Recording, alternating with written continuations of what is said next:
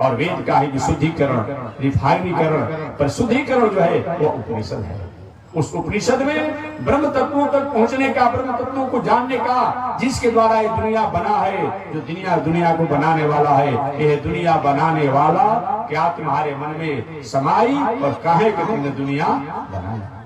आज कई विचार करते हैं, एक पंडाल बना हुआ है तो हम कहते हैं भाई अच्छा पंडाल है, इसका मेकर बहुत अच्छा काम किया है। एक पंडाल बनाने वाला मेकर हो सकता है, माइक का मेकर हो सकता है, सजाने वाला मेकर हो सकता है, इस झोपड़ी को बनाने वाला मेकर हो सकता है, तो क्या इस दुनिया को बनाने वाला मेकर नहीं होगा? कहते कि नहीं, भगवान नहीं होते हैं अपने आप में। मतलब भगवान होते हैं क्या? ईश्वर तो होता है क्या? तो आपके बाप दादा द्वारा बनाया गया दुनिया है, बताइए ना। ये पृथ्वी, आकाश, वायु कौन बनाया है? आप बनाए हैं, कौन बनाया है? बताइए ना। जब भगवान नहीं होते हैं तो कौन बनाया है? अरे जब दुनिया है, दुनिया की वस्तु व्यवस्था है, तो कौन बनाया है भाई? बता दीजिए, कौन बनाया है? कोई न कोई बनाने वाला है। उसी को हम लोग गौड़, उसी को लौड़, उसी को ईश्वर, उसी को परमात्मा, उन्हीं को भगवान, उन्हीं को राम, उन्हीं को कृष्ण, उन्हीं को वामन, उन्हीं को नरसिंह, अनेक रूप रूपाय विष्णु प्रभु। जब दुनिया है तो दुनिया को बनाने वाला होगा।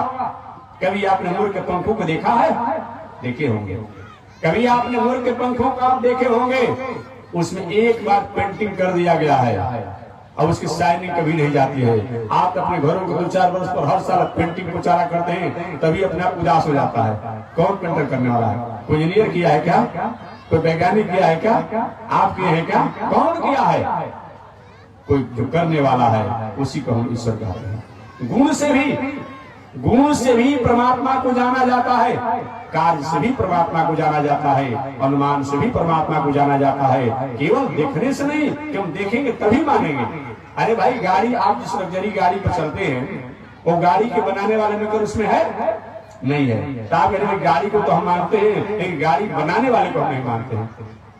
कोई कहेगा नहीं भाई, ऐसा जो व्यक्ति कहेगा कि इसको थोड़ा सा ले कर कहीं हॉस्पिटल में दिखाइए, ये कहा जाएगा। कोई कहे गाड़ी को तो मानते हैं, लेकिन गाड़ी मेकर को नहीं मानते हैं, गाड़ी अपडेट करने वाले को नहीं मानते हैं। ऐसा होगा क्या? नहीं, जब गाड़ी है तो गाड़ी को बनाने वाला भी कोई होगा। आप कहाँ उसका आकार है? अरे भाई, उसका गुण ही आकार है।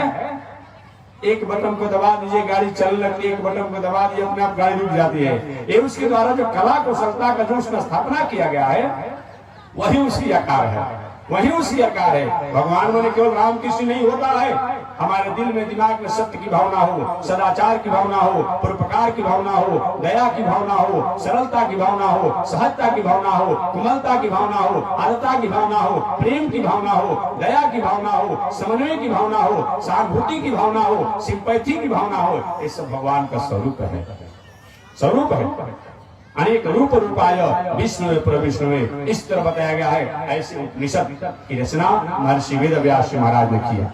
आगे चलकर व्यास जी महाराज ने विष्णु पुराण सहित, श्रीमद् भागवत महापुराण सहित 18 पुराणों की रचना की, और रचना करके व्यास जी महाराज ने अपने जीवन को आत्म शांति तो प्राप्त किया, आत्म पुष्टि तो प्राप्त किया, जगत का भी मंगल और कल्याण किया।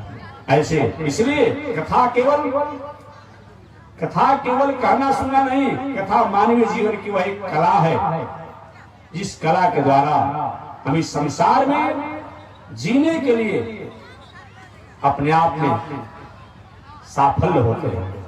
जीवन जीने के लिए हम अनुकूलता को प्राप्त करते हैं, इसी का नाम कथा है।